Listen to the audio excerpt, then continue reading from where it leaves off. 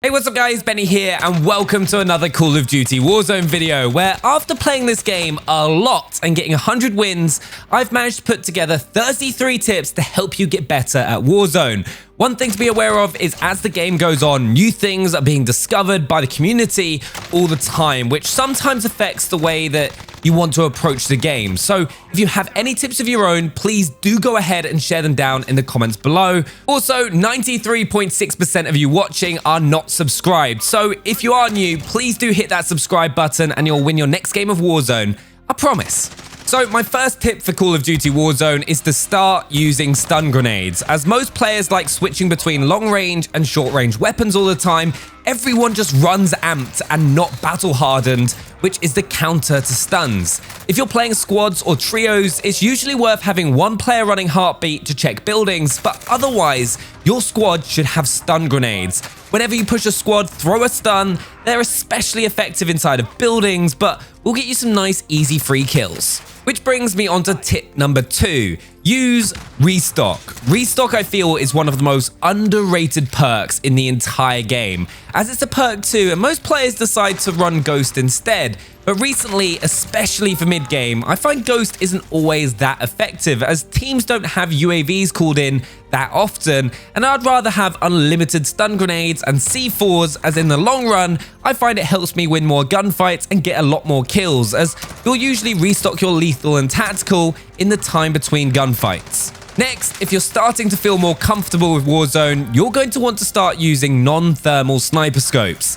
Yes, thermal makes it easier to spot enemies when they're hiding in bushes or are camping, but a non-thermal scope has a much faster aim down sight time. So if you get into a snipe off with an enemy team, you've instantly got an advantage. So if you've learnt the map, start using non-thermal scopes over thermal on your sniper. Let me know if you want me to do a video more in depth on sniping, because I think it'll help. Now, one of the worst things with calling in an airstrike is that notification that enemy players get when they're camping on a rooftop, which allows them just to get out of the way of it. However, there is a get around to this where if you can get underneath a tall building with players camping on top, if you call in the airstrike on the ground floor, the enemy team won't get a notification as they're too far away, which allows you to wipe an entire team camping on those rooftops, which are the worst kind of players to come across, though everyone does do it at some point in time, but it's a nice little trick. Okay, I can't not include this next tip because they do need a nerf, but until then, make sure to take advantage of them, and that is the Akimbo 357 Snake Shot pistols. Now, they are a bit of a pain to unlock, with you needing to complete some challenges to earn the Akimbo perk, but these things are ridiculous. You can take down a fully armored player at close range in just 2 quick shots. The ability you have to wipe entire squads inside of buildings with these things is incredible. You'll want the 357 long barrel, the 5MW laser, the lightweight trigger, snake shot ammo, and then the Akimbo perk. And then go ahead and enjoy them whilst they're still overpowered. Next, with thermal snipers not being as powerful as they once were, with more players running cold-blooded, and the better players starting to use non-thermal snipers to get that faster aim down sight speed, the best perk one to start using is E.O.D to help counter RPG and C4 spam that is especially common at endgame. So make sure to have a class set up with E.O.D, Restock, and Amped, which is what I'm now using most of the time, and it's a great overall perk loadout. Next, I've touched on this in the past, but please make sure to use the ADS multiplier to slow down your low zoom. I now run a 5.5 sensitivity, which allows me to react to someone that starts shooting from behind me, but then I also use a 0.88 low zoom multiplier, as this then allows me to make those small adjustments at medium range whilst aiming down sights to be able to control my recoil perfectly and also be more likely to land those headshots. So give it a go. Now, towards the start of Season 3, a new button layout was added into the game called Bumper Ping. And not enough players are live pinging their opponents, which allows you and your team to be able to clearly see where an enemy is positioned or running. If you're aiming at an opponent and ping, which is up on the D-pad or left bumper or L1 for the new layout, you'll trigger a live ping, which marks the opponent in red. If they move out of line of sight, it'll show you their last known position. I cannot stress enough how useful this is. Get into the habit of pinging in every gunfight. It's the best way to communicate without having to talk, and you'll be surprised at how much it helps you in Call of Duty Warzone. Now, this next tip for Warzone, a lot of players already do, but it's getting the most out of your self-revive. The self-revive isn't only useful to getting yourself up in a bad situation, but you can effectively revive yourself 90% of the way and then let a teammate finish the revive, with you being able to then keep that self-revive, which is amazing, as self-revives aren't cheap at 4,500 a pop. So if you're in a safe position, your teammate can provide cover fire whilst you self-revive and then just tap to finish you off at the last moment. You never know, keeping that self-revive for later could just win you the game.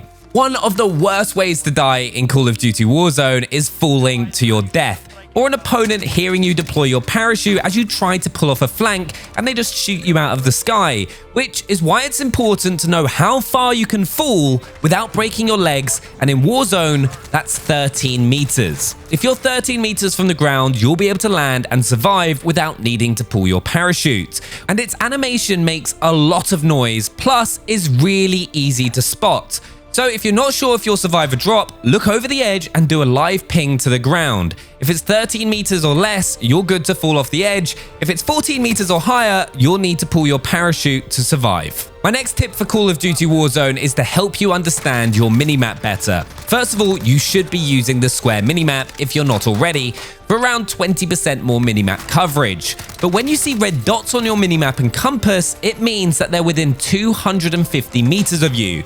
Red dots will not appear on your map or UAV if they're more than 250 meters away, or if they're using a suppressor or the ghost perk. Remember though, you could still hear a gunshot from a direction and them not appear on your radar, which can help you track enemy squads when they're further away. Next, to help you get better at Warzone, you want to take full advantage of windows. It sounds stupid, but hear me out. When you're in a building, first of all, do not break the windows, as they actually act like a wall. So if you get shot through a window, you're not going to go instantly down if you're fully armored.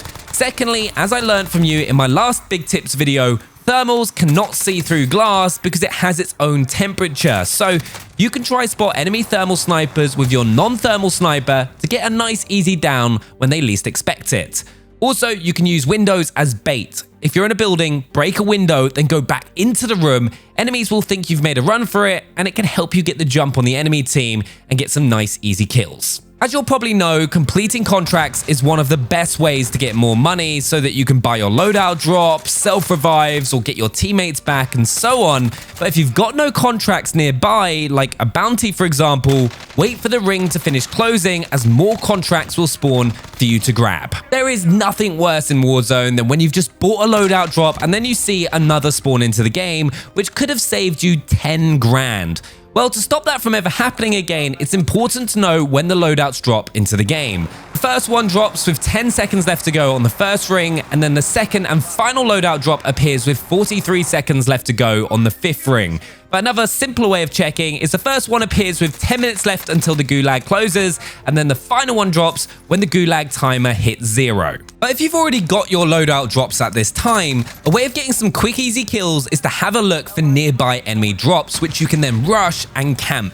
Because most players usually take a fair amount of time to select their loadout, this is especially effective if you're using a sniper, as they're going to be perfectly still for at least a second for you to line up that headshot. My next tip is to understand how the cash system works when you die in Warzone. When you're killed in the game, you'll keep 20% of your cash. So if you have $10,000, you'll keep $2,000 when you come back from the gulag or are brought back into the game.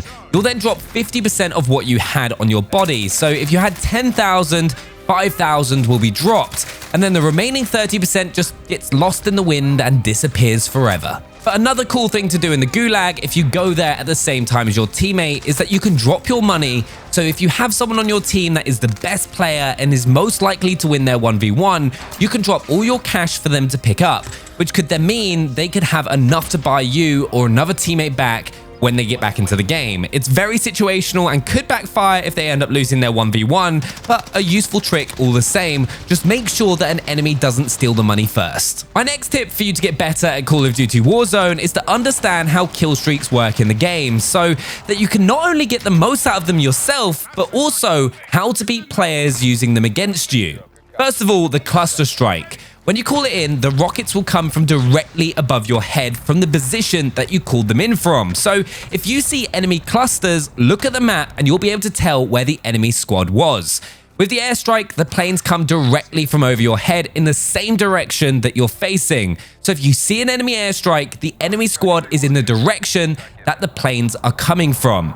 You can also use this to make sure you call in the airstrike at the best possible angle to pick up the kills or push the enemy out of cover. And my next tip with kill streaks is you can actually hold them to run faster. If you're using lower mobility weapons like an assault rifle, for example, or are running away from the gas, hold your kill streak in your hand and you'll move at the fastest possible movement speed. You never know, it could just make the difference and save your life. With players wising up a lot more in Warzone with how to counter vehicles with explosives or rockets, you'll want to start using trophy systems on your car when you can. This will help save you from those irritating players that somehow launch their C4 halfway across the map to take you out whilst you're trying to get away from the gas. And yes, I'll be honest, I'm that annoying person with the C4, but it still doesn't stop me hating it when it happens to me. So yeah, put trophy systems on your car when you can. A neat little trick is if you've got a player with one in their inventory is to have them stand on the car and then throw it down if and when you spot an enemy team so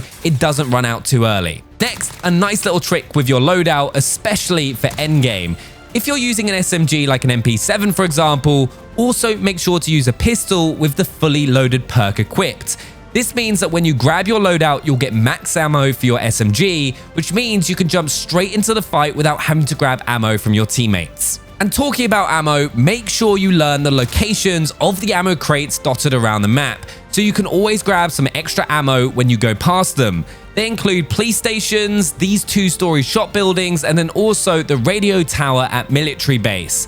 One of the first things I always do as soon as I get my loadout drop is go to these ammo stations, as it'll save you $5 grand as you won't need to buy a munitions box. My next tip for you to get better at Call of Duty Warzone is to make sure that you master and learn a drop location.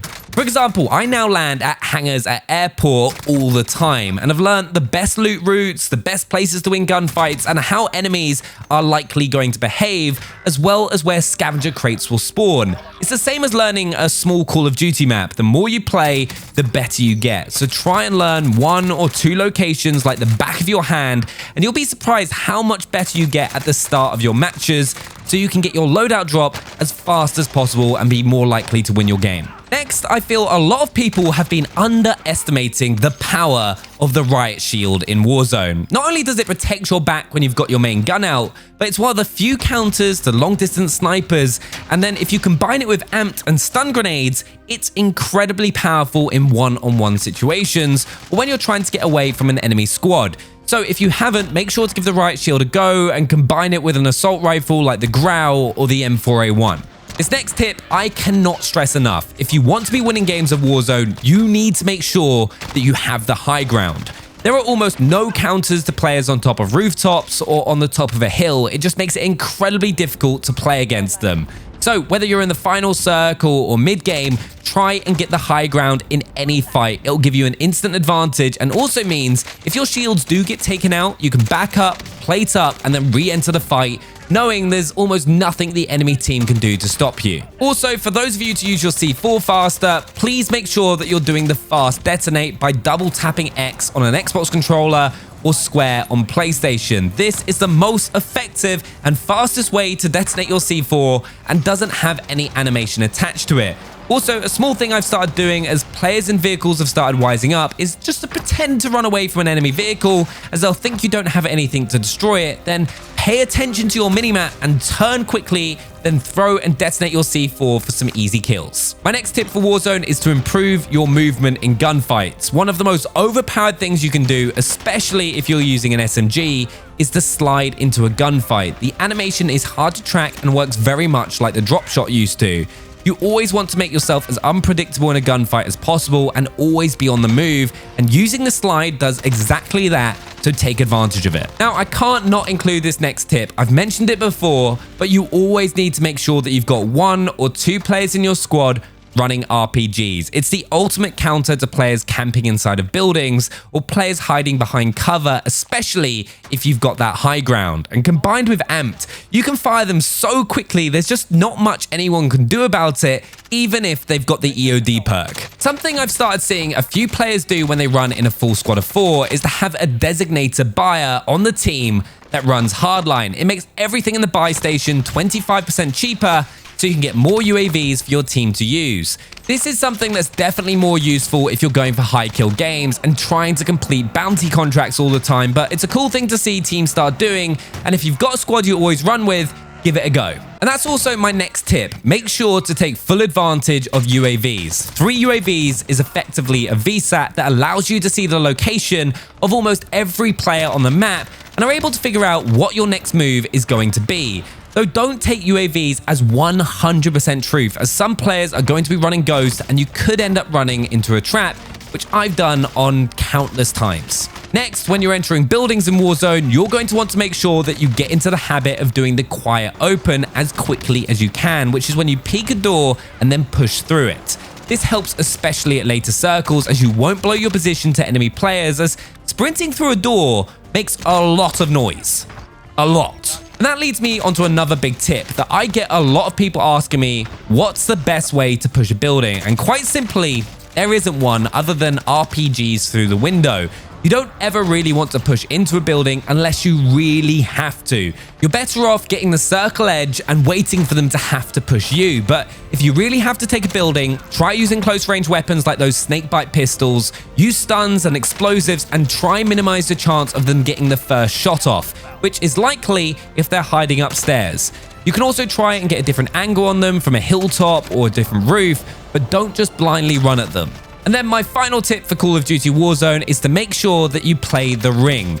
The ring's edge is the most overpowered position in the entire game, as it makes players have to run straight at you when the gas is coming in, and most of the time will allow you to be able to shoot enemies that are just running in the open because they've got no other choice. But there we have it, 33 more tips for Call of Duty Warzone. Make sure to share your own down in the comments below, subscribe if you're new, and smash the like button, and I'll see you next time.